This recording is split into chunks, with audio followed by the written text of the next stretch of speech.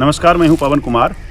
Israel और Hamas का युद्ध पूरी दुनिया के लिए चिंता का विषय है, खासकर वेस्ट एशिया के लिए और जो खाड़ी के देश हैं, उसके अलावा जिन देशों से उसके संबंध हैं या जहां इसका इम्पैक्ट हो सकता है, उन देशों के लिए इस युद्ध का क्या मतलब है और इस विभीषिका से क्या फ़र्क पड़ेगा उस देश को और उस देश की जनता को, ट्रेड को और पॉलिटिक्स को और साथ ही साथ डिप्लोमेसी को। इस पर हमारे साथ बात करने के लिए आज जवाहरलाल नेहरू विश्वविद्यालय के प्रोफेसर अमिताभ सिंह साहब हैं। अमिताभ जी, बहुत बहुत स्वागत है आपका। सबसे पहले हम ये जानना चाहेंगे कि जो इज़राइल हमास वॉर अभी शुरू हुआ है, कितना डरावना है ये? धन्यवाद पहले मुझे मौका देने का और ये बहुत अच्छा लग रहा है कि एक न्यू परिप्रेक्ष्य में हम वेस्ट एशिया को देख रहे हैं और एक न्यू परिप्रेक्ष्य में आपका इंटरव्यू हो रहा है। देखिए, ये भयावह है और ये भयावह होता जाएगा। ऐसा इसलिए नहीं है कि ये कोई अभी की बात है या 30 साल पहले की या 70 साल पहले की। ये एक बहुत पुरानी लड़ाई है जो यदा कदा ये ऊपर होती ही रहती है। लेकिन उसका सबसे इम्पोर्टेंट ये एस्पेक्ट है कि अभी सबसे भयावह इसलिए है ये क्योंकि इसमें सिविलियंस इन्वॉल्व हैं और सिविलियंस जो हैं वो बंधक के तौर पर जो हमास ने रखे हैं और पूरा गज़ा बंधक है इज़राइल का। आप समझ सकते हैं ये विभीषिका उस तरह की है। कितने लोग मरेंगे, क्या होगी, क्या यातनाएं होंगी, ये बताना बहुत मुश्किल है। देखिए, हम सब जानते हैं यहूदियों के साथ बहुत डिस्क्रिमिनेशन हुआ। हिटलर ने डिस्क्रिमिनेट किया, क्रिश्चियनों ने डिस्क्रिमिनेट किया, मुसलमानों ने किया। लेकिन इस समय जो हो रहा है वो फ़िलिस्तीनियों के साथ डिस्क्रिमिनेशन हो रहा है। उनको चारों तरफ से बंद करके कहीं निकलने का कोई साधन नहीं है। उसमें आप एक तरह से पूरी तरह से उनको घेरा हुआ है। एक तरफ समुद्र है, एक तरफ इजिप्ट है, बाकी इज़राइल है, चारों तरफ टैंक लगी हुई है। तो स्थिति भयावह है और भयावह आगे भी होगी। लेकिन इसका रैमिफिकेशंस जो है वो पूरी दुनिया पे पड़ेगा। और मैं इसको इस परिप्रेक्ष्य में नहीं देख रहा हूँ जो बीते 600 दिन से रूस यूक्रेन युद्ध चल रहा है, उसके परिप्रेक्ष्य में भी देखिए जिस तरह की लामबंदी है विभिन्न देशों की इसके लिए, तो आप पाएंगे कि बहुत ही दर्दनाक स्थिति होगी। और आने वाले दिनों में जो इज़राइल के साथ हुआ बहुत बुरा हुआ। हमास ने जिस तरह से किया, जिस तरह से लोगों को मौत के घाट हो रहा है और जिस तरह की कहानियां हम सुनने को पा रहे हैं, वो सारी आप कहेंगे वो पीछे चली जाएंगी। सामने क्या रह जाएगा अब के बाद जो इज़राइल गज़ा पट्टी के लोगों के साथ करेगा। सर, जैसे फ़िलिस्तीन की बात करते हैं, वो तो पहले से बेचारे बने हुए हैं। मतलब सालों पहले पूरी दुनिया ने, अरब कंट्रीज़ ने उनको उनके हाल पे छोड़ दिया। तो पहले से ही वो कॉर्नर हैं। अभी ऐसा कुछ हुआ जिसमें हमास ने ट्रिगर किया और फिर उसके बाद वो लड़ाई हमास से स्प्रेड होके पूरा एक्सपेंड होके वो सबको, सारे फ़िलिस्तीनी उस परिधि में हैं। उसके साथ ही साथ उस परिधि में हैं अरब के जो लोग उसमें कूदेंगे वो जलेंगे। तो जो बात हम लोग ये कह रहे थे कि फ़िलिस्तीनियों को तो पहले उनके हाल पे छोड़ दिया गया था, ये तो पहली बार तो ऐसा हुआ नहीं है। देखिए, फ़िलिस्तीनियों के साथ सबसे दागाबाजी उनके अरब राष्ट्रों और अरब मित्रों ने की है। जिस तरह से उनको भगवान के हाल पे छोड़ दिया गया, ऊपर वाले के हाथ पे छोड़ दिया कि अब तुम अपने आप को सस्टेन करो, खाना मिले ना मिले ये इज़राइल का टेंशन है, हम तुम्हें आर्म्स देते रहेंगे, हम तुम्हें डिप्लोमेटिक सपोर्ट देंगे। अभी देखिए ना, जो एंथनी ब्लिंकन आए थे उनका क्या उद्देश्य था? उनका उद्देश्य था कि पता करना कि राज्यों से कितने हद तक वो उनको सपोर्ट करेंगे।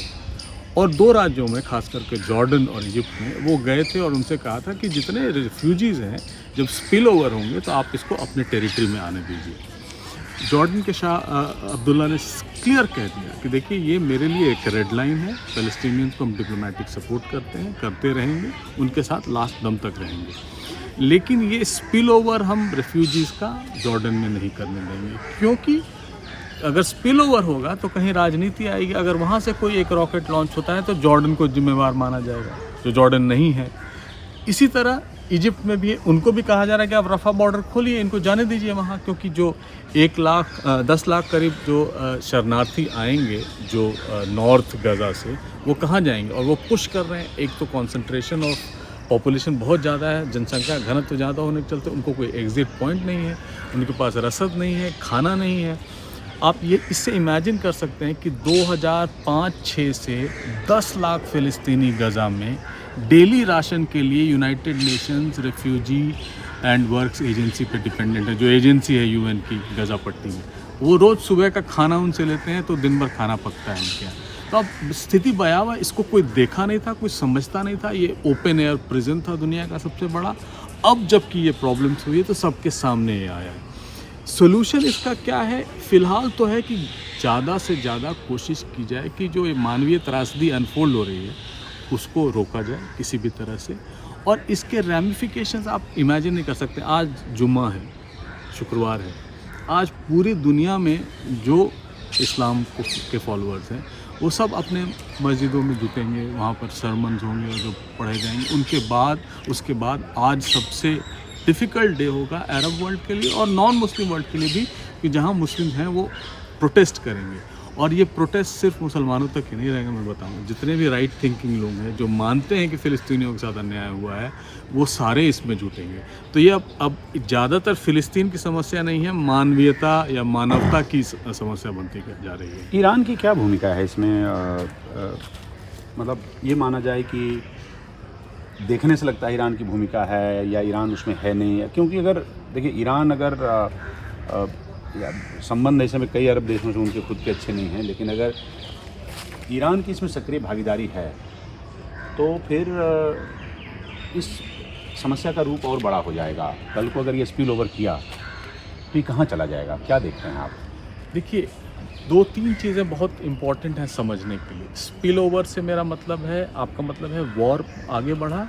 आप ये कह रहे हैं कि एक्चुअल वॉर होगा अगर एस्केलेट किया, कुछ और देश आंशिक रूप से या आधे अधूरे रूप से अगर कूद गए इसमें, हाँ, तो भी ये एस्केलेट ही कर सकता है। देखिए, सबसे इम्पॉर्टेंट क्या है इस समय, और वो एस्केलेट करने का चांसेस को बढ़ाएगा या कमोबेश यथास्थिति बनी रहेगी, कि इज़राइल इस समय जो नॉर्दर्न गज़ा को साफ़ करा के, खाली करा के वहाँ जो घुसने वाले हैं, उसके बाद क्या होती हैं। अगर यातनाएँ होती हैं, विभत्स दृश्य आते हैं, तो हालात बहुत बिगड़ जाएंगे। और अरब वर्ल्ड इसमें युद्ध तो इज़राइल के साथ नहीं करेगा, क्योंकि पिछले 70 साल 75 साल से, जब से इज़राइल एग्जिस्ट कर रहा है, तब से उन्होंने अनेक युद्ध किए हैं। अब उनके समक्ष जो क्वेश्चन रहेगा कि अपनी जनता को कैसे समझाएं कि वो जो फ़िलिस्तीनी नेशनलिज्म को इतने दिन से सपोर्ट कर रहे थे, जब ये मारे जा रहे हैं तो आप चुप बैठे हैं। इसमें 2-3 स्टेट बहुत क्रूशियल हो जाएंगे। एक तो यमन का जो हूथी रेबल्स है, जिसको ईरान सपोर्ट करता है, उन्होंने भी अटैक शुरू कर दिया। आज की खबर यही है कि जो अमेरिकी बेड़े थे यमन के समुद्र के किनारे, समुद्री इलाकों में, हाँ, उन पर उन्होंने अटैक किया है हूथी रेबल्स ने, ड्रोन से और रॉकेट से या मिसाइल से, जो भी उनके पास था। तो उसमें काफ़ी तबाही मची है। रिपोर्ट्स अभी भी इमर्ज हो रही हैं। दूसरा हमास एक बहुत बड़ा फैक्टर रहेगा। हिजबुल्लाह के साथ उसका अलायंस हो जाता है तो लेबनान में इजराइल पर अटैक करने। आप समझिए ना कि हमास तो अभी सिर्फ देसी रॉकेट बनाया है, जो उसने घर में बनाए हैं, जो उसने तहखाने में बनाए हैं, जो कहीं कहीं विस्फोट कर जा रहे हैं बिना टारगेट पहुँचे हुए, वो। और हिजबुल्लाह जो है उसके पास बहुत सोफिस्टिकेटेड हथियार है, 250 किलोमीटर मार करने वाले मिसाइल्स भी हैं। अगर उन्होंने तेज कर दिया इन मानवीय संकट को देखते हुए ईरान के बिहेस्ट पे, हम सब जानते हैं हिजबुल्लाह को ईरान सपोर्ट करता है, वो शिया मिलिशिया ग्रुप है, अगर वो अटैक तेज कर देता है तो आप समझिए क्या होगा, उसका कोई अंदाज़ा नहीं है। अगर उसका टेंजिबल एविडेंस है कि ईरान सक्रिय रूप से इसमें है? हाँ, पूरा टेंजिबल एविडेंस, पूरा फैक्ट्स है, किस तरह उनको एड करता है, किस तरह ईरान लेबनान के इंटरनल पॉलिटिक्स में करता है, किस तरह उनको एड देता है, और ये पब्लिक नॉलेज है, इसमें कोई छिपी हुई बात नहीं है। और हिजबुल्लाह खुद शिया है, ईरानियन शिया है, मेजॉरिटी शिया कंट्री है, वो सपोर्ट करते हैं सुन्नी वेस्ट बैंक और गज़ा के लोगों को। तो ये भी एक विरोधाभासी है, जो हमने देखा था आईसिस का विरोध करता था ईरान, क्योंकि वो सुन्नी ग्रुप था, लेकिन शिया ग्रुप जो थे वो किसी भी तरह से आईसिस को सपोर्ट नहीं करते थे। लेकिन यहाँ पर उनमें मतैक है। और ये जो पैलेस्टीन मूवमेंट है ना, उसको बहुत लोगों ने धर्म से जोड़ना चाहा। ये धर्म का मतलब ही नहीं है इसमें। मतलब है, चूँकि फ़िलिस्तीनी है, एक यहूदी होमलैंड बनाना चाहते हैं, उनको एक्सेप्ट नहीं करना चाहते हैं अपने लैंड में, तो वो एक उसका इस्लामिक एंगल इसलिए कि ये इस्लाम के फॉलोअर्स हैं, लेकिन ये इस्लामिक कैरेक्टर ये अफ़गानिस्तान और ईरान जैसे स्टेट में है, लेकिन पैलेस्टीनियन नेशनलिज्म में विश्वास करते हैं। चूँकि धर्म और पॉलिटिक्स इस्लाम में बहुत जुड़े हुए हैं इसलिए भी है, लेकिन ईरान एक बहुत बड़ा एक्टर हो जाएगा जब हिजबुल्लाह अटैक करना शुरू करेगा नॉर्थ इजराइल से। अभी तो लिमिटेड स्ट्राइक कर रहा है, अभी सुबह में 10 टैंक जैसे उसने मारे। अगर ये और भीषण हुआ तो तेल अवीव जो यरूशलेम जो 2 प्रमुख शहर हैं उनके, हाइफा, वहाँ तक उनके शस्त्र या हिजबुल्लाह के शस्त्र तो सीधा ईरान पे उंगली उठने लगेगी। ईरान पे उंगली उठने लगेगी तो जो इजराइल का पुराना उनके साथ डिसएग्रीमेंट है वो सामने आने लगेगा, और ईरान पर उंगली उठेगी तो इजराइल भी किसी तरह प्रतिकार करेगा, चाहे अनचाहे वो किसी को मार दे। तो एस्केलेट होने का पूरा चांसेस है कि पूरी संभावना है, लेकिन उस एस्केलेशन को अरब वर्ल्ड किस हद तक सपोर्ट करेंगे इसमें मुझे थोड़ा सा डाउट है, क्योंकि एक कॉन्फिडेंस मेजर्स चल रहा था सऊदी अरेबिया में, आपने देखा भी होगा। सऊदी अरेबिया कैसे रिएक्ट करेगा? सऊदी अरेबिया सबसे बड़ा पावर है यहाँ जी, और सऊदी अरेबिया कैसे रिएक्ट करेगा, जॉर्डन कैसे रिएक्ट करेगा, जॉर्डन क्या वेस्ट बैंक के लोगों के लिए दरवाज़ा खोलेगा? अब तक तो एड पहुंचाता है, इमरजेंसी रिकवरी कराता है, और उस तरह का बॉर्डर नहीं है जो गज़ा का इजिप्ट के साथ है। इजिप्ट पूरी तरह से हमास को उधर नहीं आने देना चाहता है, क्योंकि हमास जो है वो मुस्लिम ब्रदरहुड का पार्ट है, जो वर्तमान शासक है वहाँ के, सब डिस्टेंस से मदद करना चाहते हैं। तो वही है, कोई चैरिटी जो अपने घर पर नहीं करना चाहता उधर करना है। हम एड दे रहे हैं, हम उनको ट्रांजिट राइट दे रहे हैं, लेकिन कोई कहे कि रफ़ा कुछ दिन के लिए खोल दो, ये सारे जो शरणार्थी हैं जो नॉर्थ गजा से आए हैं वो रहने की जगह नहीं, उनको अपने यहाँ शरण दो, कम से कम जिंदा तो रहेंगे, खाना वाना तो बाद की बात है, लेकिन वो भी नहीं कर रहा है। और यही लेकिन उनका ये भी डर है फ़िलिस्तीनियों का, गजा की, वो चाहते हैं, उनको लगता है कि अगर ये पीछे आए, मतलब नॉर्थ से साउथ और फर्दर इजिप्ट गए, तो जो नॉर्दर्न गजा है उसको इजराइल ले लेगा और कभी वापस नहीं करेगा।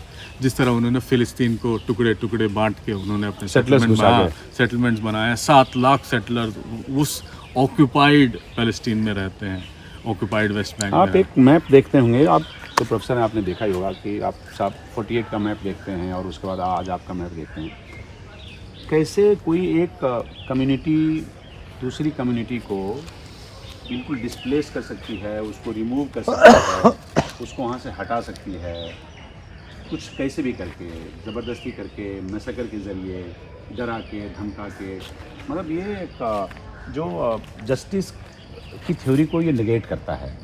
और जहाँ पे यूएन या दुनिया के बड़े बड़े पावर सेंटर्स बैठे हुए हैं, मतलब कुल मिला के इसको हम लाते हैं कि भाई गोतिया के उस पर कि मतलब कोई गरीब आदमी नहीं रहेगा, कोई कमज़ोर आदमी नहीं रहेगा धरती पे, जो कमज़ोर है उसके लिए कोई जगह नहीं है। देखिए, सबसे इम्पोर्टेंट है ना ये समझना कि इज़राइल जब बना, जब उसकी परिकल्पना की गई, शायद अमेरिकियों और ब्रिटिशर्स ने भी सोचा कि इतनी बड़ी एक इतना बड़ा ब्लंडर कर रहे हैं। इज़राइल को जब बनाया गया तो ये था कि ये को एग्जिस्ट करेंगे, पहले फ़िलिस्तीनी भी रहेंगे और ये भी रहेंगे। धीरे धीरे उन्होंने कब्जा करना शुरू किया। इतिहास में अगर बहुत नहीं भी जाएं तो 48, 56, 67, 83 को तो कोई 73 को कोई भूल नहीं सकता है। हम ये कह रहे थे कि जो मतलब ये पूरी थ्योरी को निगेट करता है कि साहब जो कमज़ोर है, जो गरीब है, वो क्या नहीं रहेगा धरती पे। देखिए, ये तो एक मतलब आप कहें कि जब से संरचना, मानव संरचना या धरती पर मतलब कोई सेम्बलेंस होना चाहिए प्रोफेसर। हाँ बिल्कुल, ये इसका बहुत अच्छा उदाहरण है किस तरह एक कॉज को, अरब नेशनलिस्ट कॉज को पूरे अरब वर्ल्ड ने उठाया, उसको इन्होंने डर से छोड़ा। ये नहीं है कि इनका कोई सम्मान था यहूदियों के प्रति या इजराइल के प्रति, उसको छोड़ा। इनको उकसाया इन्होंने कि फ़िलिस्तीन बनाएंगे हम, तुम फ़िलिस्तीन में रहोगे, हम आपका साथ देंगे, सपोर्ट करेंगे। आज स्थिति ये हो गई है कि सब ने हाथ पीछे कर लिए हैं, पीछे ही नहीं कि हाथ बांध लिए हैं कि अच्छा देखते हैं जो होगा वो देखेंगे। सिर्फ प्रोटेस्ट होते हैं, ऑर्गेनाइज प्रोटेस्ट होते हैं, इनके कोई इनकी देखभाल करने वाला नहीं, समझने वाला नहीं है। फ़िलिस्तीनियों का जो, और 2 स्टेट सोल्यूशन की सब बात करते हैं, वो 2 स्टेट सोल्यूशन मैं हमेशा अपने बच्चों को, स्टूडेंट्स को भी बताता हूँ कि 2 स्टेट सोल्यूशन इंडिया के यूएन सिक्योरिटी काउंसिल मेंबरशिप के जैसा है कि प्रॉमिस सब करते हैं, कैसे आएगा किसी को पता नहीं। ये एक डिप्लोमेटिक शिमेरा है जो सब लोग उसको चेज कर रहे हैं और कभी मिलेगा नहीं। 2 स्टेट, अगर आप मैं पिछले साल 10 दिन इजराइल घूमा और फ़िलिस्तीन घूमा। जी। हालांकि गज़ा पट्टी नहीं गया, गज़ा पट्टी जाने अनुमति नहीं है। रमल्ला, हेब्रोन और बेथलेहम तो टूरिस्ट जगह है, तो वहाँ गया। आपको विश्वास नहीं होगा जिस तरह की कंडीशंस में इजरायली रहते हैं और जिस कंडीशंस में वेस्ट बैंक के फ़िलिस्तीनी रहते हैं। आप ज़मीन आसमान का अंतर है, बिल्कुल आप विश्वास नहीं कर सकते। मतलब एक पैलेस है और दूसरा बिल्कुल एकदम झोपड़पट्टी है। ओपन स्पेस है, खुली जगहें हैं, सब चीज़ की सुविधा है। इनफैक्ट समुंदर से पानी का डिसैलिनेशन प्लांट भी है कि अगर पानी नहीं है उस रेतीले जगह पे तो वहाँ पानी मिलती है। और ये एकदम कंजस्टेड है। आप यूँ समझ लीजिए कि अगर चांदनी चौक पहाड़ी पर बसा हो तो कैसा लगेगा, वेस्ट बैंक बिल्कुल वैसा लगेगा। पॉपुलेशन कॉन्सेंट्रेशन बहुत है, सड़कें कंजस्टेड हैं, लोग गरीब हैं। जो आप मेमेंटोज 10 रुपये में शायद तेल अवीव में खरीदेंगे वो 1 रुपये में आपको वहाँ मिल जाएगा और वो चेज़ करके लोग आपको बेचेंगे। जैसे टूरिस्ट जगह में आप हिंदुस्तान में बड़ा कॉमन है कि आप तो वैसी गरीबी में वैसी विषमता में रहते हैं। और ज़्यादातर लोग का कोई सस्टेन करने का इकोनॉमी का है नहीं। बहुत से लोग जो डेली वेजेस वर्कर हैं या जो ऐसे भी ब्लू कॉलर्ड या वाइट कॉलर्ड लोग हैं वो इजराइल जाते हैं, दिन भर काम करके वापस चले आते हैं। जैसे मुंबई में होता है ना, ट्रेन पकड़ के आप सेंट्रल मुंबई गए या साउथ मुंबई गए फिर वापस आ गए। लेकिन यहाँ तो रेस्ट्रिक्शन नहीं है, आप कभी यहाँ इनको पास मिलता है, सुबह आप निकलेंगे और शाम में वापस आएंगे। तो ये तमाम चीज़ें हैं और पूरी दुनिया ने इनके साथ धोखा दे दिया। मैं तो कहता हूँ कि किसी ने इनको सीरियसली नहीं लिया। और क्यों सीरियसली नहीं लिया कभी समझ में नहीं आया था इतने बड़े पावर के साथ। तो ये इसको अगर ऐसे कंक्लूड करें कि जैसे देखिए साहब, इजराइल और अमेरिका इन सब के हित एक साथ लगते हैं, मिलते हैं, तो उन्होंने नहीं ध्यान दिया तो बात समझ में आती है। इन्होंने जो ध्यान नहीं दिया वो आपने इशारा किया कि साहब इन्होंने डर के मारे नहीं ध्यान दिया, तो डर के मारे आप अपने पड़ोसियों को छोड़ दिया कि साहब जो होना होगा होगा। तो ये भी इक्वली रिस्पॉन्सिबल हैं उसके लिए, आज के इवन मौजूदा हालात के लिए भी। सबसे ज़्यादा जो रिस्पॉन्सिबल है ये अरब स्टेट्स हैं और ईरान तो अरब स्टेट है ना, पर्शियन। तो आप इस तरह से इसको ये भी समझिए कि इनको उकसाया, इनको चढ़ाए रखा और अंत में छोड़ दिया कि अब सब दोस्ती कर रहे हैं। इसकी शुरुआत हुई जब 73 में वॉर हुआ और इजिप्ट दोस्ती करके उससे साइनाई पेनिनसुला वापस ले लिया और कहा कि हम अब 2 स्टेट्स इस थियरी में बिलीव करते हैं, इजराइल को हम मानते हैं। डिप्लोमेटिक रिलेशन शुरू किया। धीरे धीरे जितने भी राज्य थे, अब्राहम अकॉर्ड्स हुए 2020 में, जिसमें UAE, जिसमें मोरक्को, सूडान, बहरीन, ये सारे एक साथ हो गए।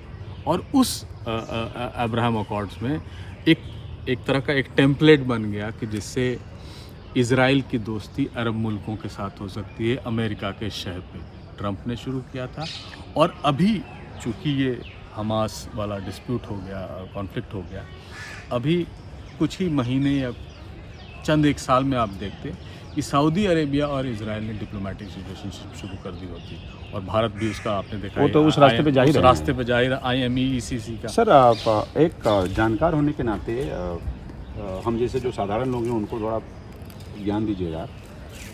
मिजाज, उद्देश्य और जो ऑपरेशंस के तरीके हैं हमस में रहने वाले फिलिस्तीनी हो गए और जो वेस्ट बैंक में रहने वाले फिलिस्तीनी, उसमें भी एक बड़ा फ़र्क सा है।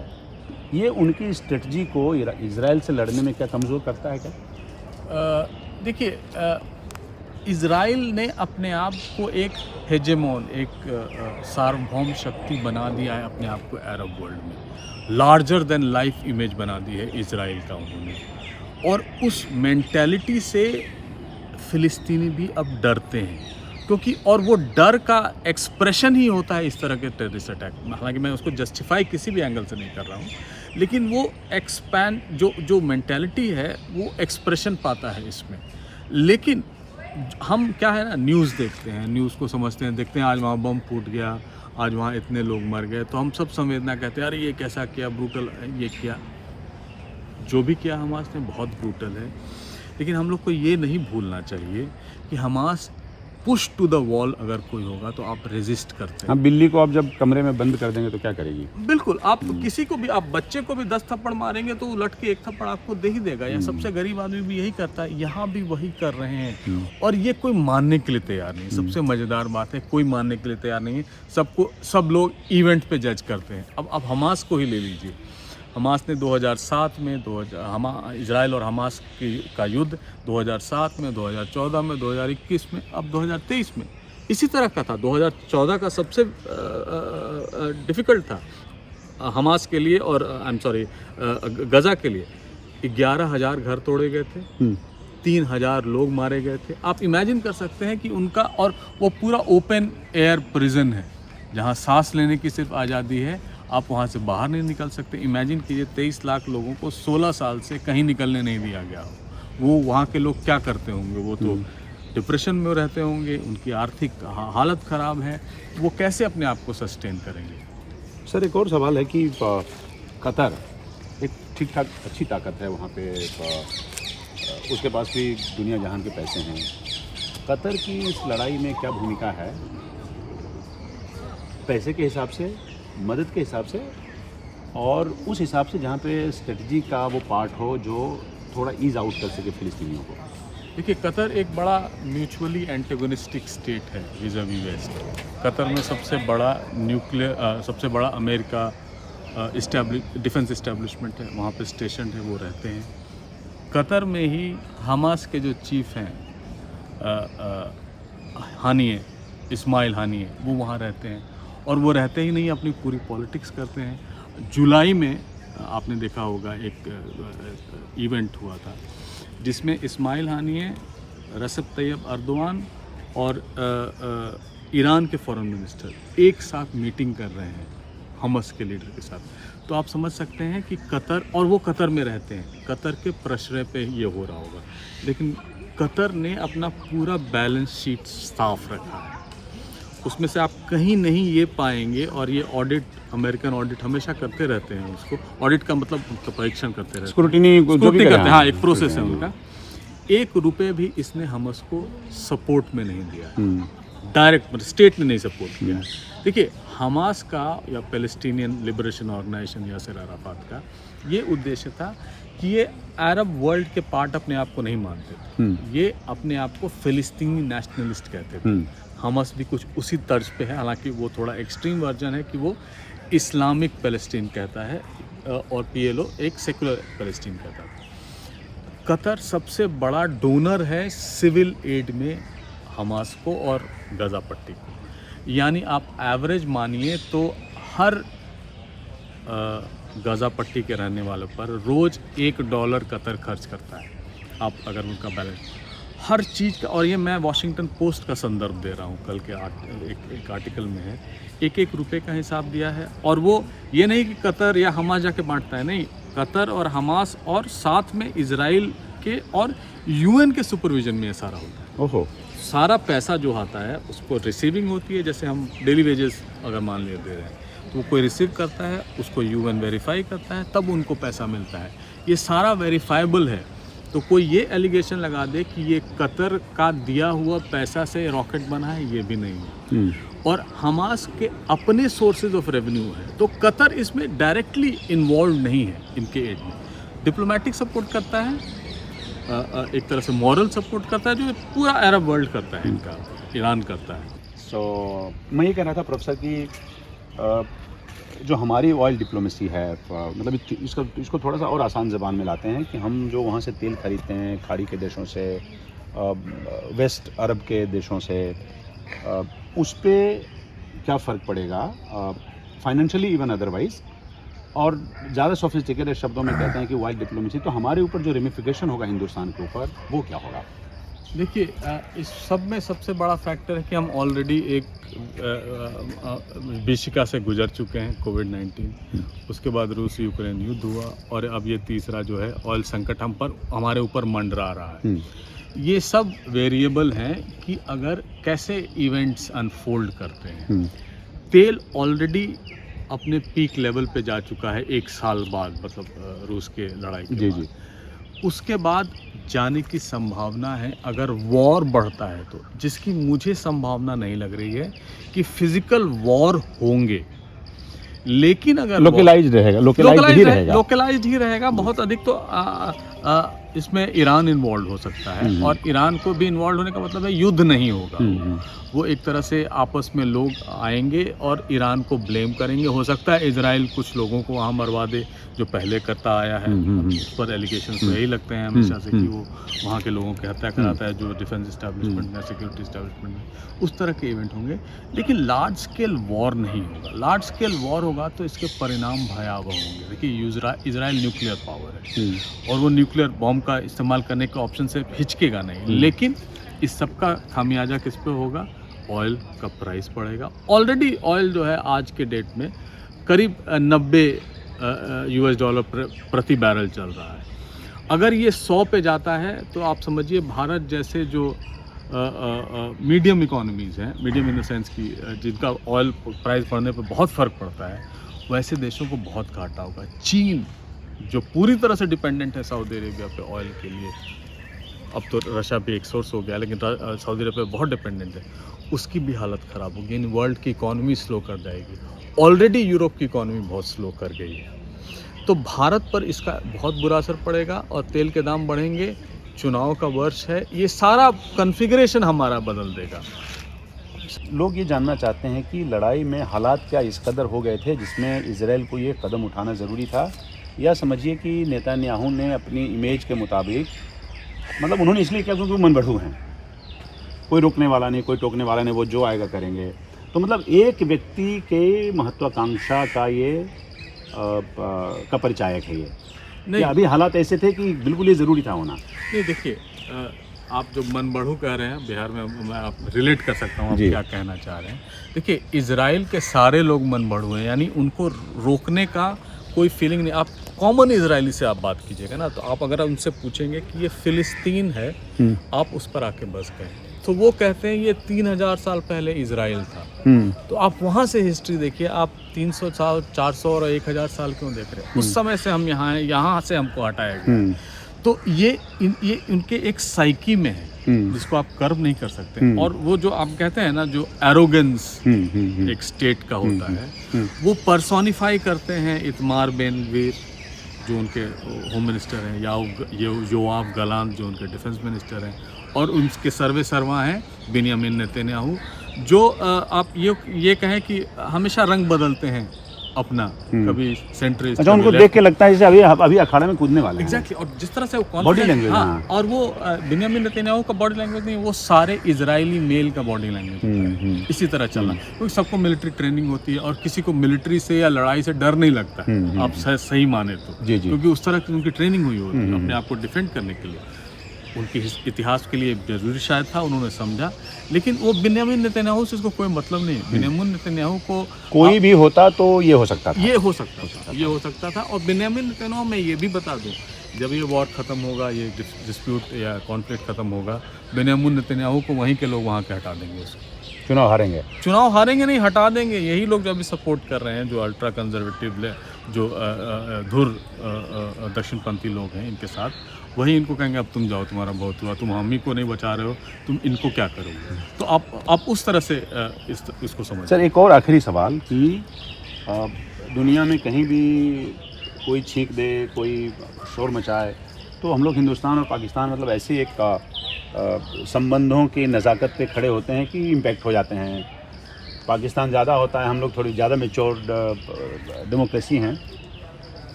एक बिल्कुल आम आदमी की निगाह में जानना चाहेंगे कि क्या इन सब जो वॉर एस्केलेट करेगा या आगे चल के जो तनाव बना रहेगा अरब वर्ल्ड में, वेस्ट एशिया में, खासकर ईरान की साइड में भी, ईरान वेस्ट एशिया अरब का हिस्सा नहीं है, तो हमारे और पाकिस्तान के बीच संबंधों में क्या फ़र्क पड़ेगा इससे?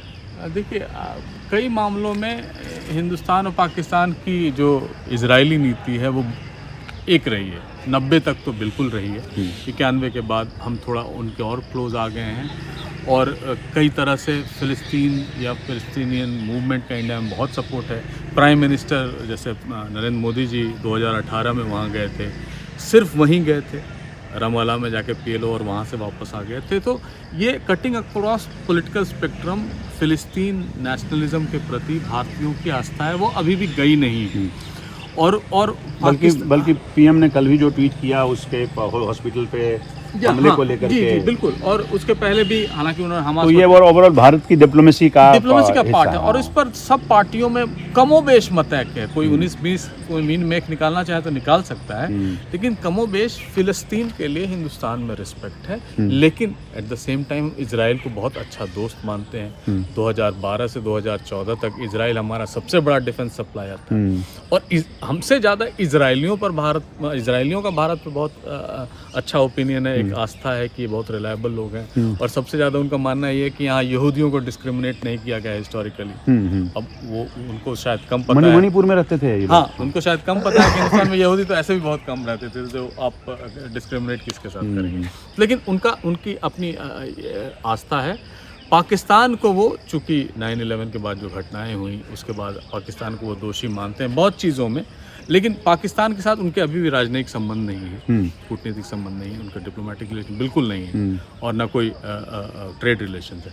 लेकिन हमारे संबंधों को उससे कोई लेना देना हम दोनों के संबंधों में इससे कोई और ज़्यादा तलखी आएगी? नहीं, बिल्कुल नहीं आएगी, मुझे नहीं लगता कोई आएगी। या तलखी के बिल्कुल तलहटी में हम लोग जा चुके हैं। हाँ, वो तलखी के तलहटी में जा चुके हैं। और आप ये भी देखिए ना, एक हमारा बहुत बड़ा डायस्पोरा जो विदेशी भारतीय हैं वो गल्फ स्टेट्स में रहते हैं, जो हमें रेमिटेंसेस भेजते हैं। अगर भारत का पॉलिटिकल पोजीशन इजरायलियों के एकदम जिस तरह अमेरिका का है मान लीजिए, अगर वैसा हो जाए या ऋषि सुनक का जैसा वैसा हो जाए, तो आप देखेंगे कि वहाँ पर रिएक्शन शुरू होने लगेंगे। और वो इस्टेब्लिश हैं, जनरेशन से रह रहे हैं, 112 बिलियन $US उन्होंने भारत भेजा है। तो ये एक बहुत बड़ा फैक्टर होता है कि जिस तरह हम गल्फ से डील करते हैं एक तरह से और भारत में एक समुदाय के साथ डील करते हैं अलग तरह से, वो एक जो एक परसेप्शन है वो यही है कि हम गल्फ को एक इकोनॉमिक दृष्टि से देखते हैं, यहाँ सोशल पॉलिटिकल एंगल से उसको देखते हैं। चलिए प्रोफेसर साहब, बहुत बहुत शुक्रिया आपका। बहुत अच्छा।